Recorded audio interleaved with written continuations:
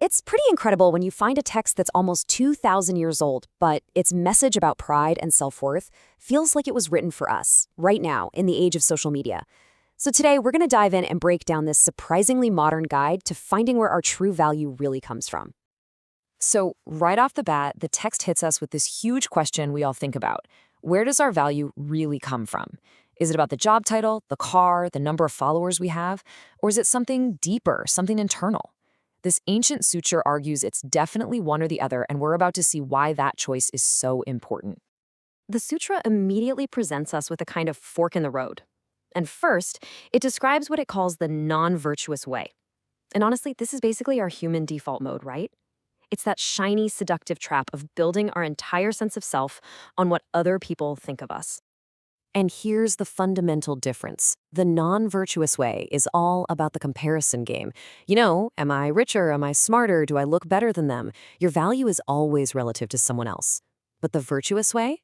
It's not a competition at all. It's an inside job. It's all about looking inward and focusing on your own growth. And you know what's so cool about this text? It gets super practical. Let's take social status. The non-virtuous way of thinking is basically, hey, I come from a great family, so that makes me great. But the virtuous path just flips that whole idea on its head. It says, who cares about my family name? The real challenge, the real measure of who I am, is how I'm dealing with my own stuff, my own inner flaws. It shifts the focus completely. Okay, next up, it tackles another one we all know too well, appearance.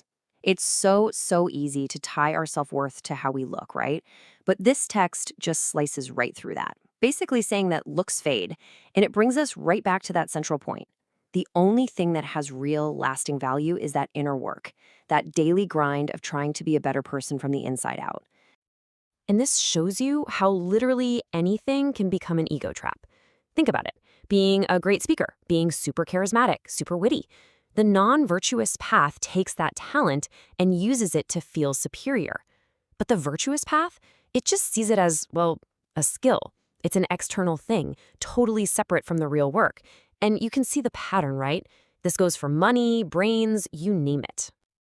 All right, so if our value isn't tied to our family, or our looks, or our talents, then what is it? If we're not supposed to be building ourselves up based on these things, what's the actual point of this virtuous way? Where are we supposed to be heading with all this?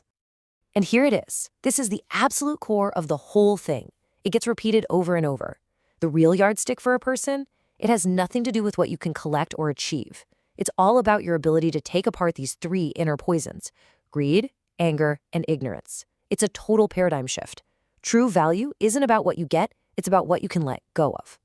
So what exactly are these three poisons? Well, they're seen as the root cause of pretty much all our unhappiness. Think of greed as that non-stop treadmill. You just always want more. Anger, that's our knee-jerk reaction to everything we don't like or can't control. And ignorance, this one's the big one. It's about fundamentally not seeing things as they really are. It's like trying to grab smoke. We're desperate for things to be permanent in a world that's always changing.